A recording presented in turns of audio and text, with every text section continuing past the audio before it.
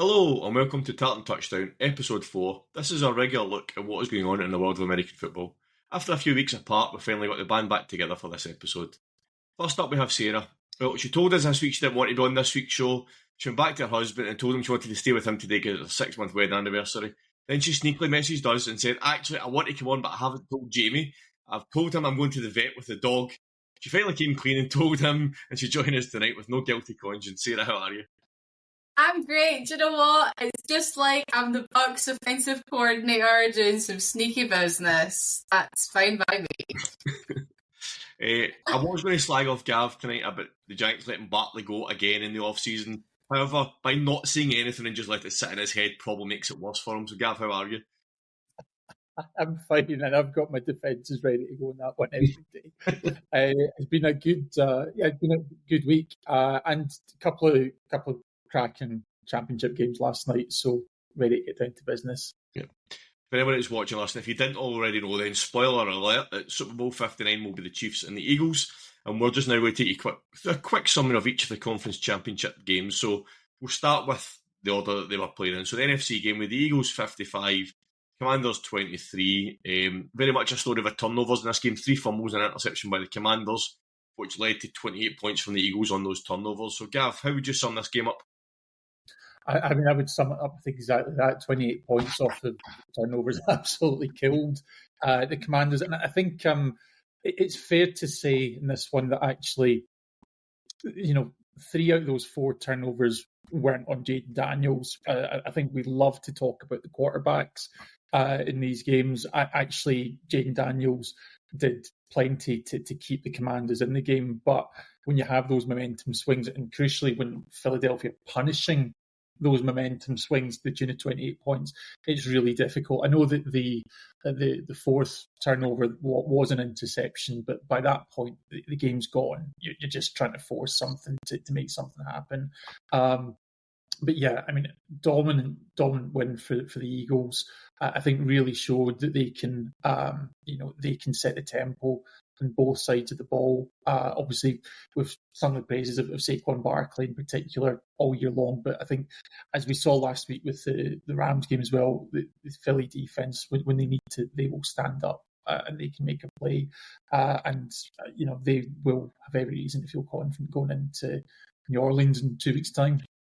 Yeah, I mean, like I say, Jaden Daniels, like that boy, obviously there's a couple of players where I got missed passes, and the interception at the end was just I'm going to try my best to get something out of this game, but he probably couldn't have played any better in that game. Looking at his stats, he did chuck the ball 48 times compared to Hurts was 28, so it shows you most of the Eagles Commanders game was having to come on through the air, but he only threw for 255. Compare that to Hurts. Hurts was 28 for 246, so there wasn't a massive difference in the amount of yards between them, but Daniels threw for just under double what Hurts threw for, so he did have to throw a ball, didn't he, say, and it just didn't come off most of the time. Yeah, I think it was a big show up of how the Eagles have got here, and the Eagles have got here from that defense. Like, that's how they have been winning, and that's how they've been pushing through those margins. Obviously, we can talk about Saquon Barkley until we're all red in the face, and we can shower him with the praise that he's already got. But that is the proof is in the pudding. There is that you can't throw the ball. There's not making any catches. There's nothing happening there because the Eagles' defense was all over him. And I'm so shocked because obviously we know Jaden Daniels. Obviously we know what he does with his virtual reality. We know he's good in the pocket. We know he preps. We know he's ready for it. But that defensive line was rattling through and absolutely storming them. And yeah, that was. I guess that was the Cinderella story, was the Eagles' defence. Yeah, I think they were obviously impacted by Sam Cosmi out last week. It was his knee injury, so they had unknown kind of offensive line that, but protecting, and Jalen Carter he ran riot through that offensive line all night, and then they obviously got help for other people on the line as well. But Zach Bond, he had another great game for the Eagles last night on that defence, 8 solo tackles. And also, I think did he cause one of the fumbles? Let me just check. Yeah, he forced one of the fumbles. One of the punches out. Yeah. Yeah, was it the Eckler one, wasn't it? Yeah. We're talking about that during the game. Is that's what they went into the game talking about how they have to make it happen. If somebody comes out with the ball, you're punching it out, and that was all over. It was apparent that was their main goal. Yeah. So I'll be interested to see what happens in 2 weeks and how that maybe has an impact on the outcome of the Super Bowl. Yeah, they did mention during comms that it's one of the things that Nick Sirianni says. If someone's getting up with the ball, the first thing you do is go for the ball. Don't tackle, just go for the ball, because that's their weakest point. And when you watch the Eckler one back, you can see he's getting no protection on that ball at all, and it is brought by Zach Bonin. You don't just do that just naturally. That is practice and practice and practice to just do that constantly.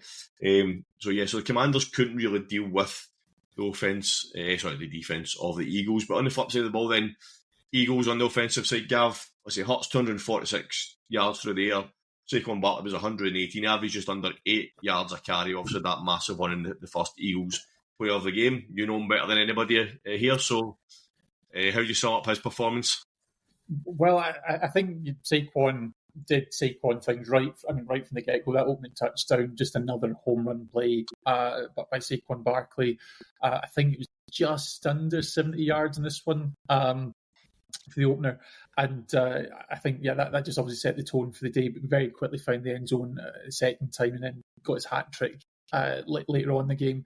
But when you've got someone like that, I think it's really understated what talent the Eagles have in the passing game. It's just that they don't need to lean as heavily on them. You've got AJ Brown, you've got Devonta Smith, you've got Jalen Hurts, who, yes, I know there's some question marks both in terms of his absolute ceiling and his fitness, but I think certainly if you have a defense that has to sell out to stop the run, then you're going to give players like that opportunity. And I think the other thing that's really worth talking about is, and it came up in the commentary last night, the receivers that the Eagles have, in particular AJ Brown, they're more than happy to get involved in that run game. They're happy to do the dirty work to make the blocks, spring Barkley and the run backs free. So I think it was a complete team performance. You don't get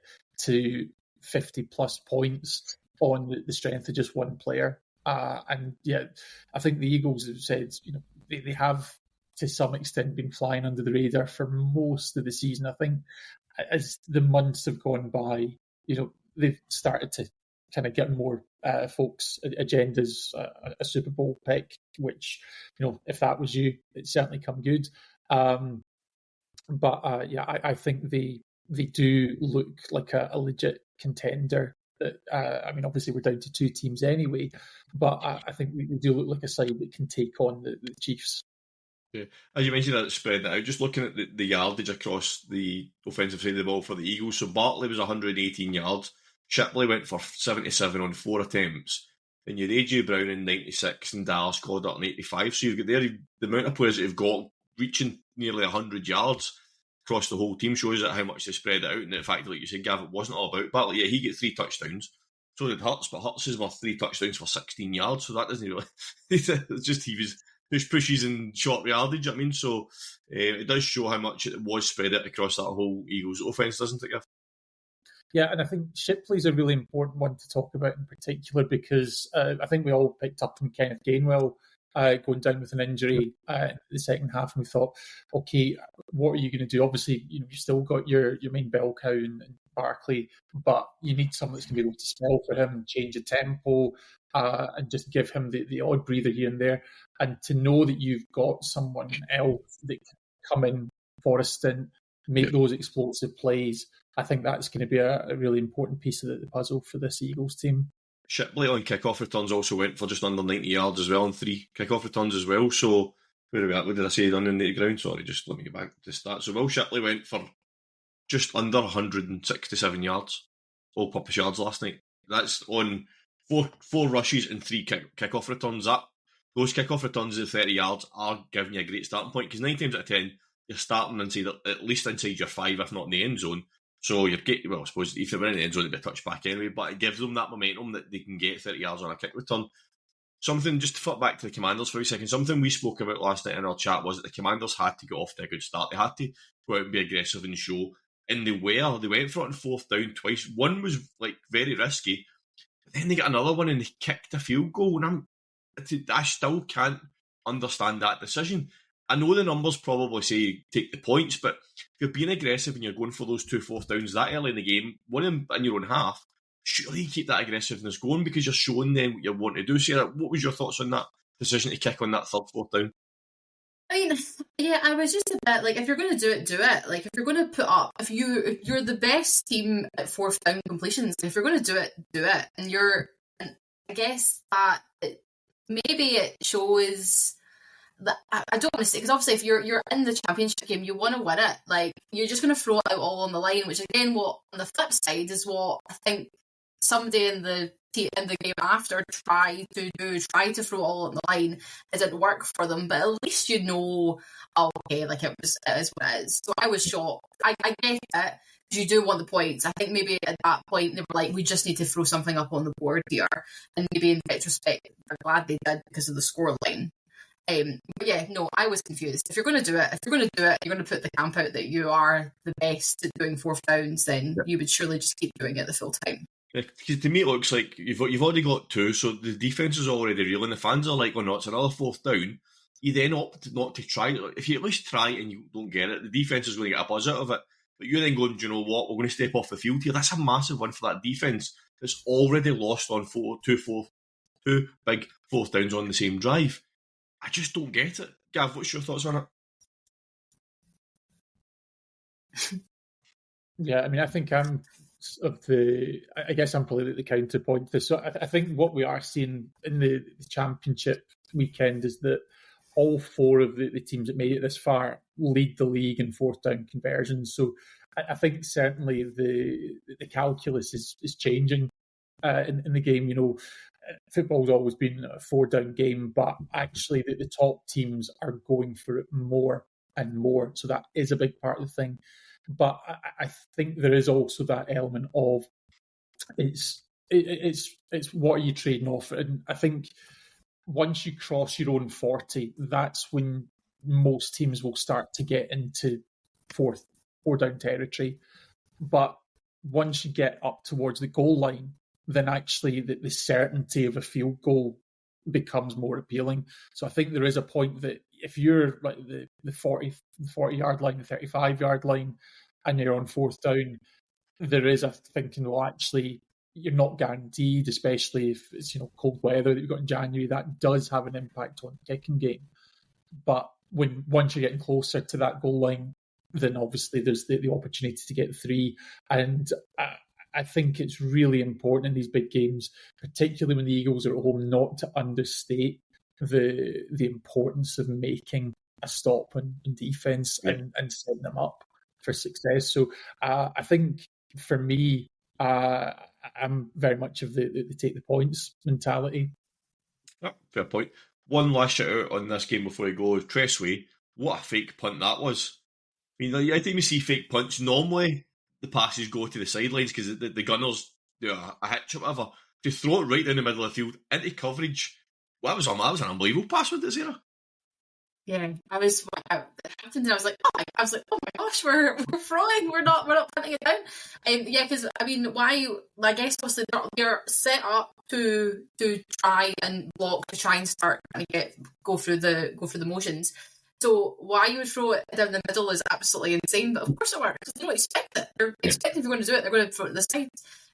So yeah, I was sort of like not paying attention because I thought it was going to just be a punt, and then all of a sudden it was all came off. So yeah, I was really impressive to see. I'd like to see that more and executed as well as it was executed last night. Yeah, they have been very aggressive this season as Commanders, and going into next season they've obviously got a few pieces. They're going to lose a few. That I think on the defensive side of the ball, got a few free agents coming out of there as well. They need to decide who they're going to keep in there as well, but they're going to have to add to that team as well if they want to take the next step. I mean, I think they've got a good team at the moment.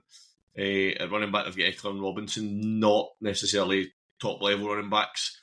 Wideouts have got Zacchaeus coming through. We've got McLaurin there as well, and Yami Brown's had a big season for them. They've also got Noah Brown as well. He went on the IR earlier in the season. So they're doing okay, kind of wide out. They've got a couple of young players there, but it's a couple of pieces on the offensive side of the ball.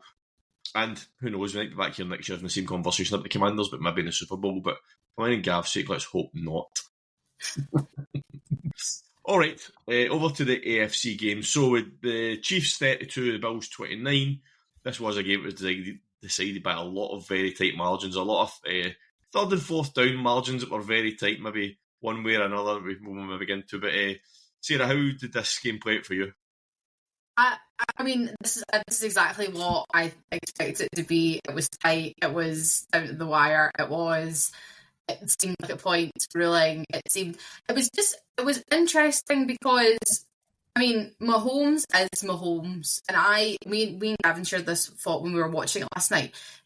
At the start, the first couple of snaps, it did not look like the typical Mahomes. It looked like we had to warm up and we had to get into the rhythm of it. It was that weird pass off that he was doing, and then obviously the fumble. I was like, what is going on here? That doesn't look like it is. And I guess they sort of like how the Eagles were doing, how the Eagles did with the Commanders. The Bills were trying to capitalise on that, but there just wasn't enough of those moments for them to capitalise on. So as soon as Mahomes got in that rhythm, he was in that rhythm. Just looking at his stats. So what he was 245 passing yards, 1 passing touchdown, 2 rushing touchdowns. I mean, that's a typical Mahomes playoff appearance. But yeah, I feel for the Bills, as I'm sure a lot of people, most of the world, minus maybe Kansas City, feel for them. In a dramatic fashion, they continue to show their dominance, I guess, against them. It's their 7th straight AFC Championship appearance, and the Bills again are at square one again for next year. I enjoyed watching parts I watched live and watching the highlights afterwards. Yeah. I think you mentioned there about Mahomes coming out first. Obviously, the Bills, that first drive, Josh Allen just looked a bit nervy in that first drive. I don't know what it was about. He was trying to force it. It just didn't look natural at all from Gavin. Not a great way to start a game in Arrowhead. Is looking nervy, not really getting into your rhythm that quick, was it? No, and I think it has been a challenge for the Bills throughout the playoffs. They have been slow starters, both against Denver and also against the Ravens. Perhaps more so in defense, but I think Josh Allen's had his struggles as well.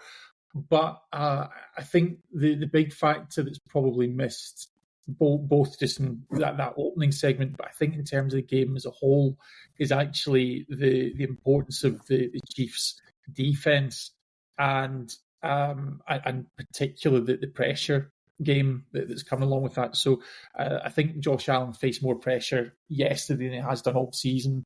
I think it's 46% of all of his dropbacks. And I think you were seeing that very early on. Yes, he was making some wild throws, but he wasn't getting a lot of time to get rid of the ball. And I think that obviously that was a theme that would continue right the way to the end of the game.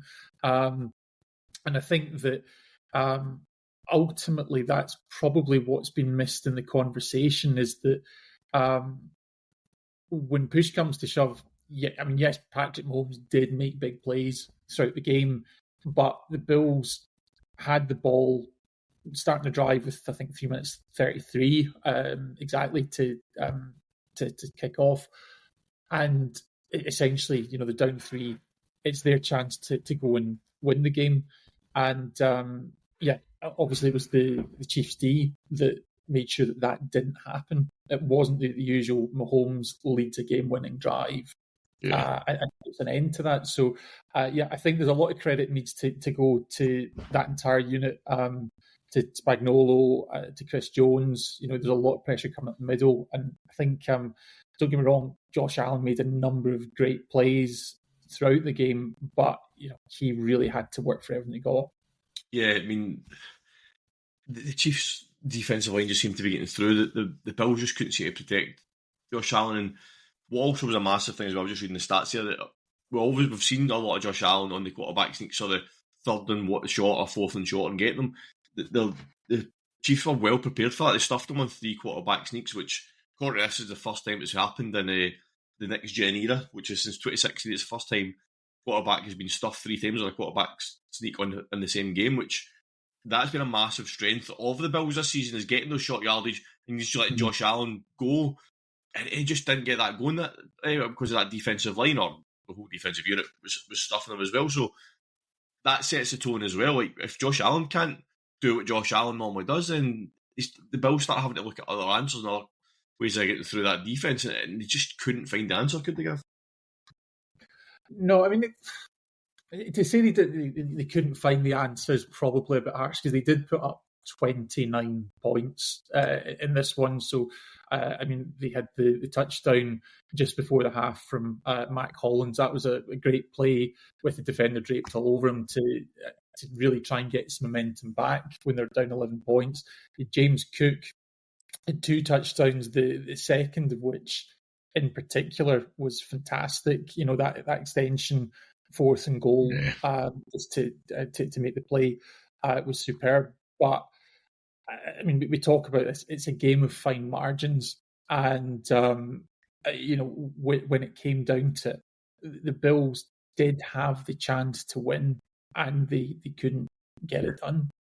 Just going back to the start of the game, we talked about Mahomes in the start of the game. Just look there, the Chiefs in their first 2 possessions converted on your first or second down on every play, the first 2 possessions. They never got to third down on the first 2 possessions. I just felt like Mahomes basically could have thrown that ball anywhere in those first 2 possessions. It was just, his wide receivers were just constantly wide open. Whether it was they just were beating the zone or the way they schemed was perfect. And obviously we always see Travis Kelce, so manages to get himself open constantly, but every Chiefs wide receiver just seemed to have as much space as they wanted in that first quarter, didn't they, Sarah? Yeah, like it was Worthy was running about as if there was nobody on him at any given point. I was like, where are we going right now? And it's that if you can't cover the wide receivers, then obviously you're just going to let them run an absolute riot over everything. Like, it was even their offensive line was holding, and sometimes their offensive line wasn't even holding up. It was just making that Mahomes annoying magic of extending a play, and when it comes down to the high pressure situations, is just making something happen. Yeah. And waiting for the right time for somebody to be open. It was absolute, and I hate to be like, oh, it was magic, but it was magic. It's that Mahomes ability that we all go, oh, not again. But it happens every year. Yeah, and what I'll say is we'll also talk about Super Bowl come next week, but that Chiefs defensive line is not going to get as much joy against the Eagles offensive line. And on the flip side of it, that Eagles defensive line is going to tear right through that Chiefs offensive line. So it's going to be interesting to see how that one plays out. But we'll cover that next week. I just thought I'd make that wee quick point. Right, Gav, a joke that we've had going for a season and a half, maybe longer. We'll bring it back up. Is the Bills' Super Bowl window firmly now shut? Or have they still got a chance? I think as long as they've got Josh Allen, they've got a chance. I'd seen there was something in socials a couple of days ago that, you know, you saw like John Elway was 35, I think, by the time he won a Super Bowl. Josh Allen is going into his 8th year in the league. So I think even, you know, Peyton Manning, if I'm right, he was 2006-2007 season. Again, he gets first ring. It definitely feels like Josh Allen is perhaps the Peyton to Mahomes' Brady in this new era.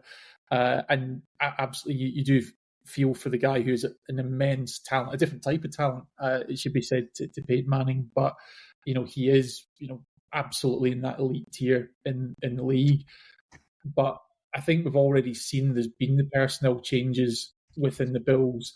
He is a force, really, that you can build a team around. You've got young pieces in there like Deontay Coleman, you've got Khalil Shakir, and you've got James Cook. So I think that there is a young offense, cheap contracts right now. Yes, you are going to have to stock up in different positions, but I think that at the most important position that you can ask for, which is the quarterback, that the Bills have that critical piece. And I think that, you know, it might be next year, it might be a couple of years down the line, but we will see them play in a title game. I have seen it's probably going to be a lot of hot takes after the game last night. A lot of Bills fans on social media last night and on a lot of phone-ins basically saying, time to get rid of Sean McDermott. Sometimes you get to this point where coaches just keep getting you so far and just you can't get there. So it's going to be interesting to see if the Bills decide that we need a change here at head coach. Is that going to be the thing that gets us to the next level? I mean, they've got Joe Brady in the building. He interviewed for a lot of head coaching positions, so did they maybe think, well, let's give him a chance? It's going to be interesting to see how it plays out. We'll not talk about coaches getting sacked and stuff like that, but I think it's an interesting point to watch on this. Do the Bills make that tweak to see if it makes a difference? who knows? But it's obviously instant reactions after losing a championship game. Those fans might have calmed down by the time this goes out and maybe deciding that they wouldn't keep Sean McDermott. But we'll see how that one plays out. So, we've discussed the games. Super Bowl 59, February the 9th, UK time, 11:34pm kickoff. Will be the Eagles and the Chiefs in New Orleans. So, we'll be interested to see how that one plays out. And we will have a preview show coming for you next week. So, keep an eye out for that. All right, let's move back to these shows then. We'll talk about this weekend. It was game day 4 in the Women's Flag Football League. We had the Midlands and South Conference playing on Saturday, and then the Highland North Conference playing yesterday. So on Saturday, probably two slightly surprising results coming out of those games where the Leicester Huntsmen defeated the Birmingham Lions 39-0. The Lions, I think this is their first year back in the league as a flag team led by Phoebe Schechter. She was missing this week. She was over in Philly covering the game for Sky, so that probably had a bit of an impact. From what we heard people talking about the game yesterday, that will have had a major impact on the Lions missing Phoebe yesterday and Saturday. And then the nine-time champions Coventry Cougar, minus their QB1, were defeated by their local rivals, the Coventry Panthers, 31-13. So that leaves the Panthers undefeated on the season, and it leaves the Cougars one game back. I think both of them have already qualified for finals day, though, because of the way the rest of the league's sitting at the moment. So it'll be interesting to see how that one plays out. On Sunday, myself and Gav were on location in Glasgow for the pod. The match day 4 for the HNC. So the East Kilbride Pirates, both their teams welcome the Cheshire Huskies and the Leeds Samurai for both games. The results, I'll take you through the results and we'll discuss the games. So first that set of games with the Huskies playing the East Kilbride Pirates Black. So Huskies 12, East Kilbride 48. And then we had the Samurai 38, East Kilbride Pirates Red 0. So Gav, you missed these games, unfortunately, so you can't really give us much of insight. I had the drone up watching these games, but it was the first time I'd seen the Pirates women's flag team play, and the black team looks very, very polished. I was very impressed by them. A lot of good plays in there. I mean, they controlled very much the game. At 48-12, the scoreline kind of gives that away, but I was very impressed by them.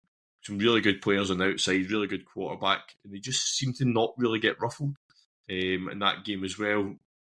The EK Red, this is their rookie year in the league, so they were beat 38-0. Watching that game, there was a lot of interceptions from the East Kilbride Pirates. I think on 3 plays in a row, so they gave up a pick six, and then they get the ball back, and then they were intercepted on the next play as well. So they really struggled to get anything going. Which then resulted in that score. In the second lot of games, we had East Kilbride Pirates Black 33 against Leeds Samurai 7. Gav, what did you make of that game? Yeah, I mean, I think for the Pirates Black, it's a common theme across both the games. As I say, I can't really speak to the first game. I turned up a bit later on, but I think you've got players in there who, I mean, I played with them in mixed league 7 years ago, I think in their rookie season, and you look at where they've come now. You've got obviously quarterback Ainsley Barkley. You've got Rob McCluskey, who's obviously now coaching the GB men under 21s, big part of Scottish flag team as well. And I think what you're starting to see is, that experience really shows when you consider that there has been women's league now for a number of years, but a lot of the individual teams are still relatively new and inexperienced. I think when you've got teams like the East Kilbride Pirates, like the Coventry Cougars and Panthers, who've been around for so long, that experience, that chemistry in the team really tells. But probably the one player who I've not played with personally and seen in the flesh for the first time for the Pirates Black, Zappy Coleman, who just absolutely phenomenal. Plays contact, not just with the Pirates or now Caledonia Chaos, but also with GB, and she's just an incredible player. Explosive. Yeah, I mean, she caught everything that came her way yesterday. No matter where the pass was going, she was catching it. I'd love to see her start lines for yesterday because she was everything that was thrown at her. She caught several touchdowns, several just key clutch plays as well. There was even one where she stole a touchdown away from one of her teammates because the ball went over her head, and she managed to turn around and reach over to grab it, just as her teammate's standing like that, ready to catch the ball. she was unbelievable. So she deserves. We give her a shout out. She deserves it all the credit she got, because that was an unbelievable performance across both those games. Just it's the first time I had seen her playing as well. As you said, mentioned, Gav, she plays DB for the Chaos and for GB, so obviously she understands that side of the game as well in terms of a defensive point of view. So that probably helps her playing on offense for the Pirates. So yeah, massive shout out to Abby. She was definitely the MVP yesterday. She absolutely balled out in both those games. We have got a few bits of footage of her scoring some touchdowns. We'll get one of them out from the drone cam this week that you'll be able to see from above. You'll be able to see. Gav made a good point. When you actually watch the video, you can see the way the play design played out. It was perfect. So, well, that game was ongoing. From the first game, the East Kilbride Pirates Red, we didn't expect much from them getting into their second game, but it was the Huskies 31, the East Kilbride Pirates Red 21, and this was an unbelievable game to watch. They made a change at quarterback getting into the second game, and they managed to get a lot of momentum going in this game. They matched the Huskies score for most of the game, and I think there were one point, I'm trying to do my sums right here, they were 22 18 up, I think it was. They were up anyway, and then the Huskies scored a touchdown. Pirates then had to obviously try and get the lead back, which they unfortunately couldn't do. They turned over on downs, and then Huskies went up and scored again, and that kind of killed the game. But they were right in it right to the end, Gav. Compared to the first game, it was a complete night and day performance. Yeah, absolutely. I mean, certainly as a contest, this was 100% the game of the day. And, I think to give credit to the Pirates Red team, it's been a long, hard season for them. They're still hunting for that first win in the league. And I think you could really tell that, the energy was flowing from them as they got into that game. They were keeping pace almost the entire way. There's some superb touchdowns scored. And I think, we can probably dip into a wee bit of bias. Obviously, East Kilbride being the Scottish side here, I think credit does need to be given to the Huskies that, you are making a long trip for this game day. Weather's not great. You've got a team that's fired up, and it can get a wee bit nervous. You're thinking this is a game that you're probably expecting to win, and you find that you're getting into the final minutes and you're only up by 3 points. They did close it out. They got the first down, they got the touchdown. So I think fair play to them that they took care of business when they had to. But that was a really great game for football on both sides. And I think that's what you want in the league. We know that there's elite teams at the top of the conference on both sides, but as the women's league starts to grow and expand, seeing these competitive, entertaining games from top to bottom is really what we want to see.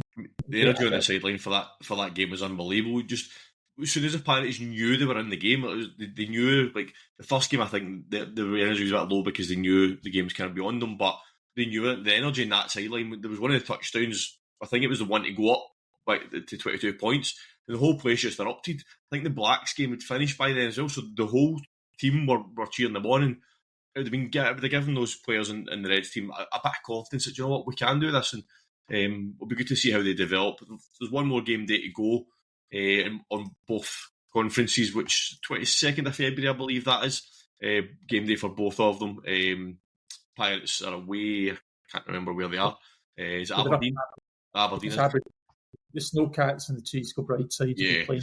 And then, so one more game day on both conferences, and then we've got finals day up here at Ravenscraig and Motherwell March, which we will be there to cover on the day. So we'll be interested to see how it all plays out ahead of that. But those victories for the East Kilbride Black yesterday confirmed them as number one seed for finals day. So not only the number one win their division, they're confirmed as number one seed for finals day as well. So we will give that another shout out nearer the time. So, but keep your eye on the socials for that. All right, let's go back. I made a joke about it at the start when I was talking about Sarah not wanting to join us tonight and going to the vets and all that. Obviously, that was a bit of a throwback to the Jags and Liam Cohn and how that all played out last week. So, Sarah, first, before we get to Liam Cohn, he obviously said no tease. And then suddenly Trent Balke was gone and Liam Cohn was back in the building again. So, It's like we said that all along was maybe the problem. Wow. So, Oh my gosh. first of all, are you happy? What do you think this means for your team going forward? And gives your general thoughts on the appointment of Liam Cohen. Well, if people couldn't tell by my little post, I was delighted. I am slightly annoyed that it is late than what I would have wanted it to be. I made it very, very clear that I was not happy with the decision to keep him but send everybody else packing. Very odd to me. And obviously, I don't know what's happened behind the closed doors. I don't know if he said, I'll come if you drop him, and then they went, no, I'll go think about it. And then obviously, he's driven, flown, whatever he's done, back to Tampa to then be told, oh, we'll give you all this money. And then he's gone, yeah, okay, no problem, I'll think about it. Turned out, walked out the door and on the way back again. And some madness of what, three and a half hours, I think was the time. Because 3.5 hours away from, I think that was it. The Bucks were absolutely shocked. The thing is, I'm laughing at the now rivalry we have with the Bucks because and that seems to be the new thing, and it's just Bucks fans and Jags fans just shooting at each other. It's absolute madness. However, from what I've been reading, obviously Baselli was part of those kind of interviews and stuff. Like Tony Baselli obviously is is one of the Jags Hall of Famers. And they said that he was very impressive when he came in. He commanded the room. They asked him what he would do, and the big main focus was that he knows that Trevor Lawrence is there. We can't get rid of Trevor at any point coming up soon. We have paid him all this money. We have to use him. And he was very excited to work with him to continue to build the offense around him. And I think the big thing to consider with when he went to the Bucks was there was really no player change in that season. There was no big change for him. They didn't really add any more players. They just drafted a running back. There was no big exciting news for the Buccaneers. And he continued to build on what they have built upon. Now, I know they play in the NFC South. I know that's not the most exciting division, but he clearly wants to be there. He wants to work on what there is already there, which was what we spoke about all year in the British 24 season. Is we had the best team we've ever had. Something just wasn't working and something wasn't connecting. So I'm very happy.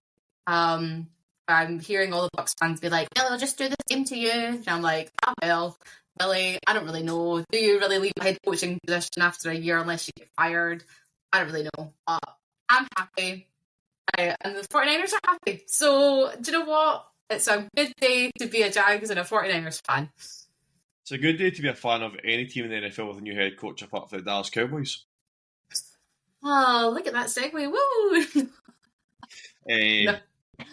We'll move on now. So obviously, Cowboys appointed Brian Schottenheimer, promoted him from offensive coordinator to head coach. I still don't know what to make of it. I'm definitely not happy with it. If anybody hasn't seen what my post on social media, you know I'm not happy with it.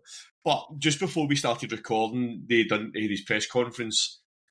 And all along I've been saying, why are we not speaking to top contenders for head coach? Like, the Leslie Fraser interview very much now feels like that would just to satisfy the Rooney Rule. I know we interviewed Robert Saleh as well, but they maybe had the potential to bring him in as the head coach.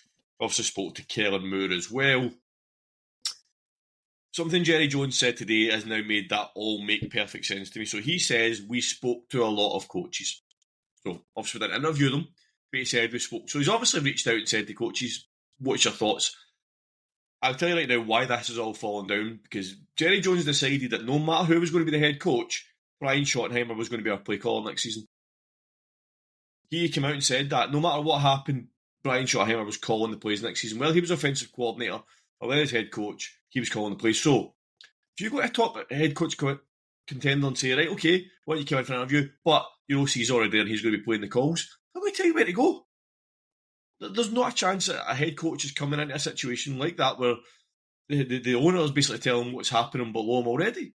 That then makes me think he's maybe had conversations with top contenders and they've went, nah, I'm not doing that, that's not happening. Well, I suppose it would be exactly the same thing. I mean, I'll jump on my Press Taylor hate again, but it would have been the same thing as if they turned around and said, "Oh, we're keeping Press Taylor." Yeah. It would be like, "No, of course not. I'm not doing this." Like, because we've seen it play out, and we've seen exactly what happens, and we've seen the repercussions of it. Yeah. So a head coach wants to come in and set up camp. They want to bring who they want. They want the personnel. They want who they know works well with what they're planning to bring in, what system they're going to run. So that makes total sense. But I get keeping offensive coordinator, because you see that happening. New head coach comes in, and the offensive coordinator stays. I don't have a problem with that. It's Jerry Jones deciding that Brian Schottenheimer was calling the plays. If you bring in, let's just talk about somebody like Liam Cohen. Let's talk about Ben Johnson. All these offensive minds that are in the league that are massively, teams want them because of these offensive minds. They then turn and say, "You're good enough for head coach, but we don't think you should call the plays." That just makes no sense to me whatsoever. Do you know what I mean? Especially, and on the flip side, that if you've got someone like an Aaron Glenn, who's on the defensive side of the ball, he's going to want to pick someone that he trusts to call his plays because he's a defensive mind. So he needs someone that he trusts calling his plays on the other side of the ball as a head coach. So, there we go. Jerry Jones has solved the mystery for us all today by deciding that he decided who was calling the plays, which is why we've now got Brian Schottenheimer. Obviously that bit as well, but I just don't get. So Mike McCarthy obviously called the plays last year, so majority of the blame is going to fall on him. So you're now giving someone the head coaching job who didn't even call your plays last year as offensive coordinator. Your offense last year absolutely sucked. I mean, all the key categories, we were bottom. I've got the stats here. Yards per game, we were 17th in the league. Everything else, the highest we were was 21st in the league. Everything else was 27, 26, 31, 32, 27. That's an offence, even though Mike McCarthy is calling the plays, that's an offence that was run and coached by Brian Schottenheimer, who's now our head coach. I just don't get it at all. Well, I do get it now because I guarantee you that's why we've not had any decent contenders in talking to us, because Jerry Jones has decided that Brian Schottenheimer's calling the plays. Gav, what's your thoughts on it? Yeah, I mean, I think you've said it. I mean, the problem here is it really comes down to the ownership, because Dallas is a team that, in relative terms, at least with as far as the regular season is concerned, we can crack jokes about the postseason, but in terms of the regular season, the Dallas Cowboys have been one of the more successful teams of recent years. But there's expectations. We have the ownership, but also the fan base. It's a football team that really needs someone that can come in and redefine the culture. And I think that obviously the problem you have with Schottenheimer is that he's a continuity candidate. Now, the thing is that's you think that's probably a role where you want to have a head coach come in from elsewhere and look at it. The thing about people who've already been a head coach in the league is they have made their money. So as much as there's only a limited number of opportunities in the league, and if you're a coordinator who aspires to be a head coach, you probably have to take what's out there, at least, I mean, if not in the first cycle, certainly in the next one when you're ready to make that leap. But if for the top candidates, let's talk about Pete Carroll, who I know was mentioned in rumours. He's 70 years old. He's made his money. He can sit and wait. He's been teaching at USC. He can wait and he can pick his moment. And I think it does speak volumes that he didn't end up there. Now I know that part of that is Jerry Jones' influence, but if Pete Carroll had an offer on the table from Dallas, would he have taken that over Las Vegas? I think he might have still stuck to the Vegas option personally. And I think regrettably, if you're a Cowboys fan, that's probably something that you're going to be stuck with until Jerry Jones passes on the reins, which unfortunately might be through his will rather than anything else. That is going to be the problem. The next person in charge is already there helping them make the decisions, and it's his son, Stephen. Two things I will say, and the point you made, and it is to give Brian Schottenheimer a bit of credit, because you know what? I've got nothing against him as a person. I'm going to have to just give him benefit of the doubt and see what happens.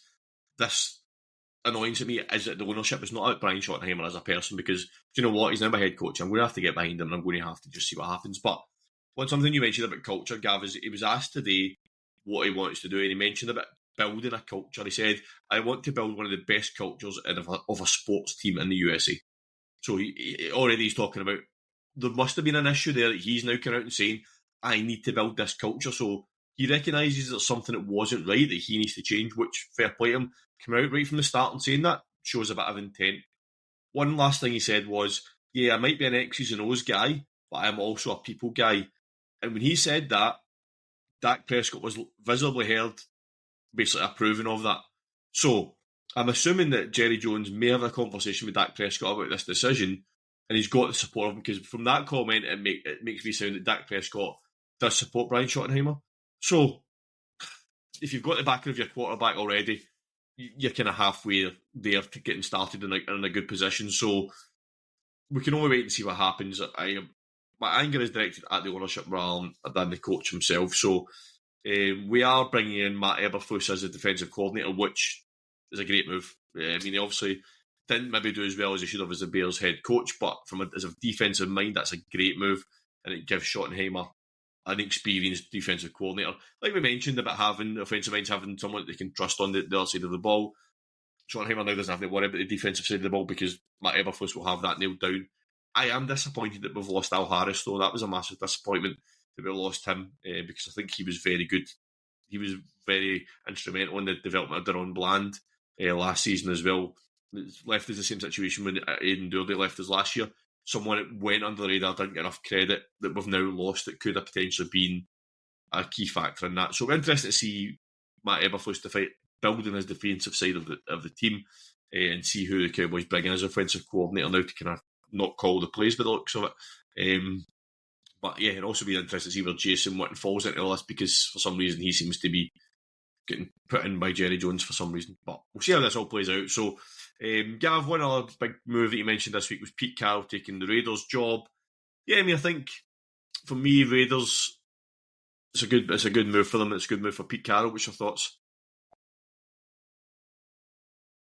Yeah, I think for the Raiders, it's mentioned that some of these jobs, quite a few of these jobs, actually needed a former head coach to come in.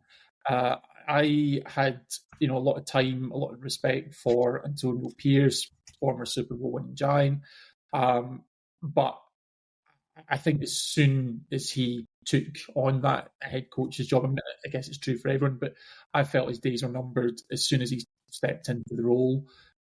Yes, he had the locker room initially, but I think in a situation like Vegas, he was always going to get gobbled up by the ownership. With Pete Carroll, you've got someone who has been in the league as long as anyone has. He knows what it takes to win. He has made mistakes on the biggest stage. I'm hoping he will run the ball when he has to. But I think the Raiders, I think we would all be quite comfortable saying it's not really a hot take to say that this is a team that has always underperformed. And don't get me wrong, there's going to be competition in that AFC West. Of course, you've got the Chiefs there. You've got a resurgent Chargers side. And obviously Bo Nix and the Broncos, I think, is going to make it really competitive from that angle.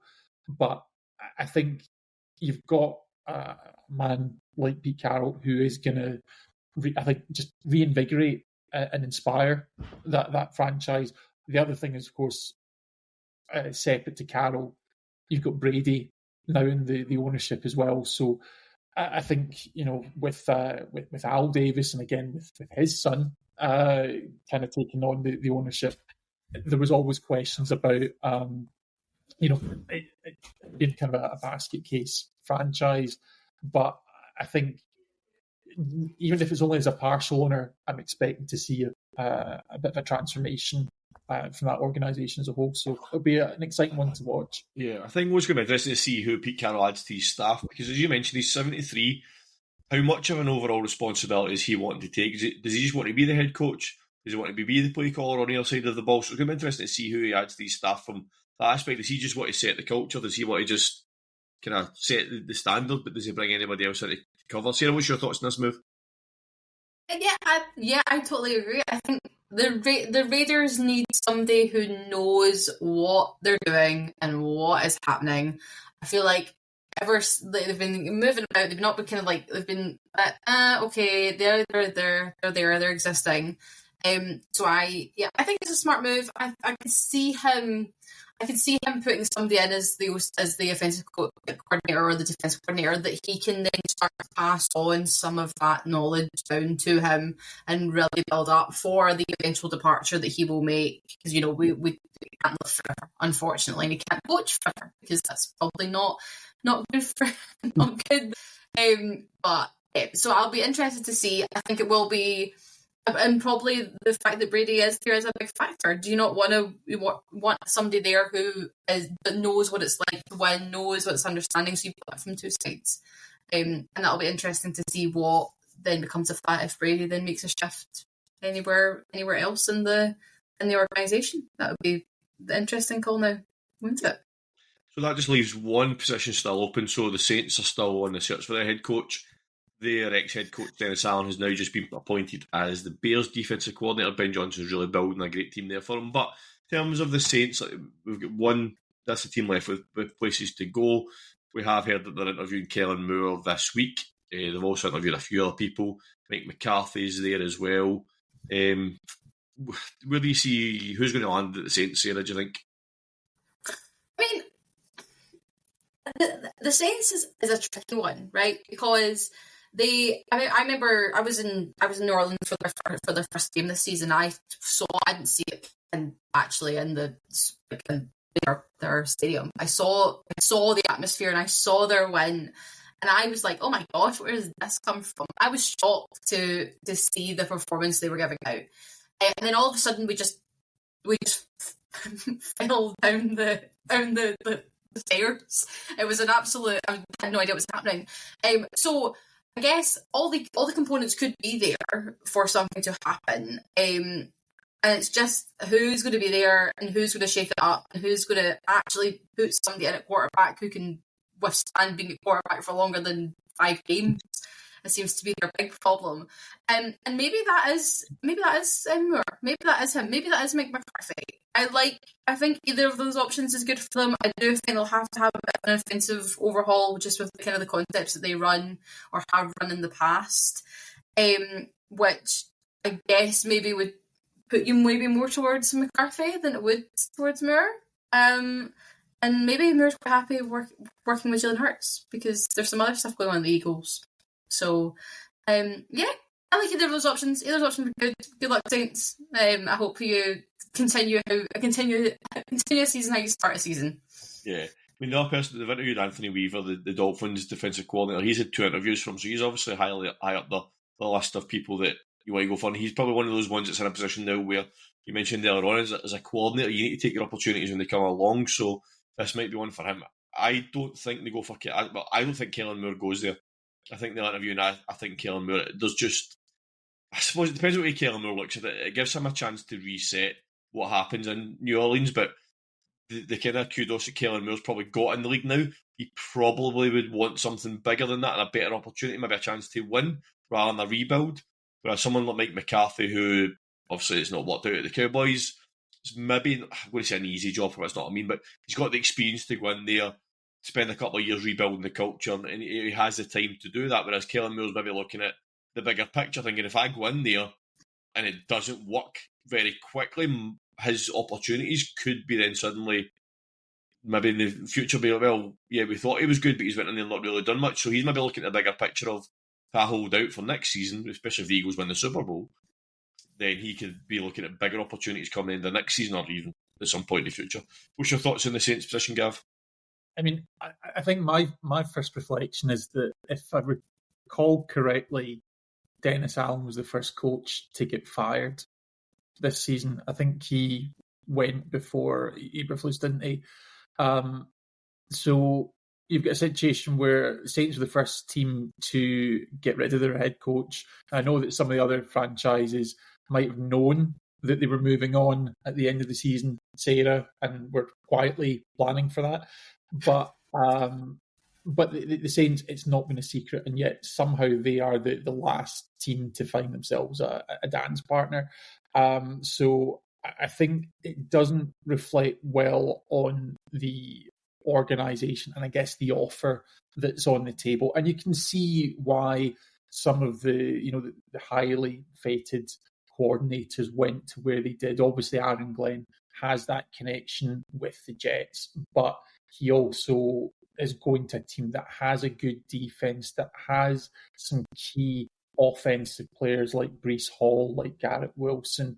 We know that Ben Johnson, offensive mind, has gone to the Bears, who, despite not setting the world on fire, has a second year, or will have a second year quarterback in Caleb Williams, who still has, a high ceiling.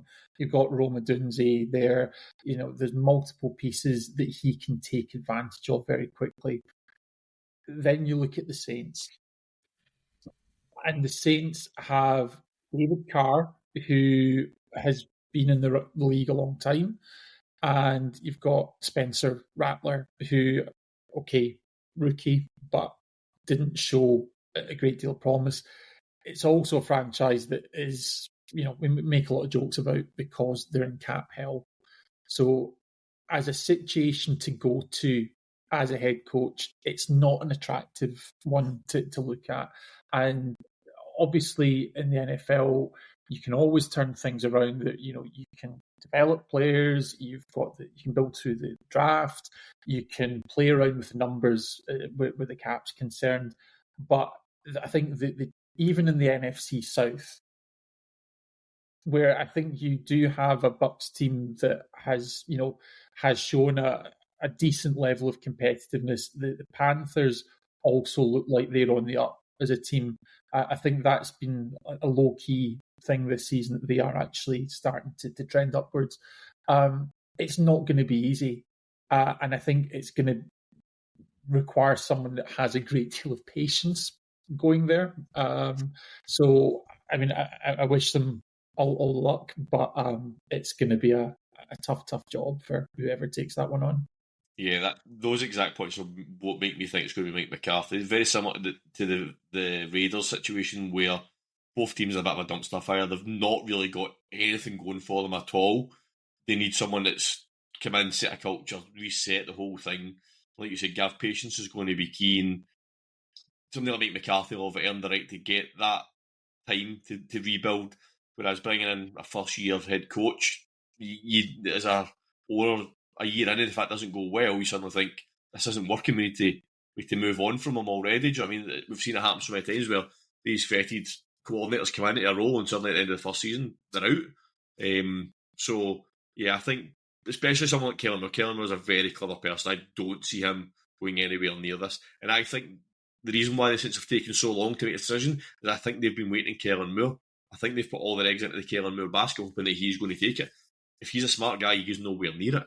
In terms of Mike McCarthy, yes, I could see him taking it. Anthony Weaver, one of those ones that's maybe not a kind of very well wanted coordinator in terms of the big position. So he's like, well, this could be my opportunity. I'll go and take it.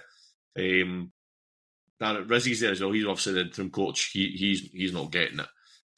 So yeah, it'll be interesting to see how that one plays out. But yeah, I very much in the bandwagon of it. Is Kellen Moore would be so stupid to go there. Mike McCarthy actually probably very smart to go there. Looking at it that way. All right, folks, I think that gets us down. Any other points that we want to make before we finish up, guys? If you've got anything else we want to chat about? I just want to say that entire segment that I've just made was such a read, and I loved every single second of it. I was like, this is scathing. It was like so well done. It's just like, it was very clever. It was a good read. I enjoyed it. One shout out, another shout out we have to give out this week is to Gridiron Magazine. After we put up a clip last week of Graham talking about the Texans and stuff like that, Craig from Gridiron Magazine got in touch with us, and they featured us in their weekly newsletter this week. So thanks very much to Craig for that. If you're not subscribed to Gridiron Magazine, then why not? Because it's been going on for years, a long time. It's been, obviously we used to have First Down magazine in the UK as well, but Gridiron Magazine's still going strong. They've got their episodes. I was going to say, I'm getting myself mixed up with them. They've got their magazines coming out, and they've got their weekly newsletter. So check them out if you possibly can. guys, it's been a quick 58 minutes tonight. I think we've absolutely covered a lot, and it seems to have done it in, it feels like about 10-15 minutes. So hopefully we haven't spoke too fast for those listeners outside the Scottish borders. But we will be back with you next week for next week's Super Bowl preview show. That'll be coming post Pro Bowl. Our February in conversations with are coming soon as well. We have one guest confirmed. We have another one just waiting to get confirmed. So we've got that coming ahead as well. So keep an eye on all our social media, especially on Instagram, because that's where we do everything. And we will have these episodes out to you and in your ears before you know it. Sarah, thanks very much for joining us tonight. Thanks, Al. I'm glad I skipped the vets for this, but there you go. Poor dog. I know, my poor pupper. No, it's fine. Yeah, pleasure as always. Yep. Cheers. Thanks for having us. Perfect. And thanks for watching and listening, folks. Until next week, we'll see you soon.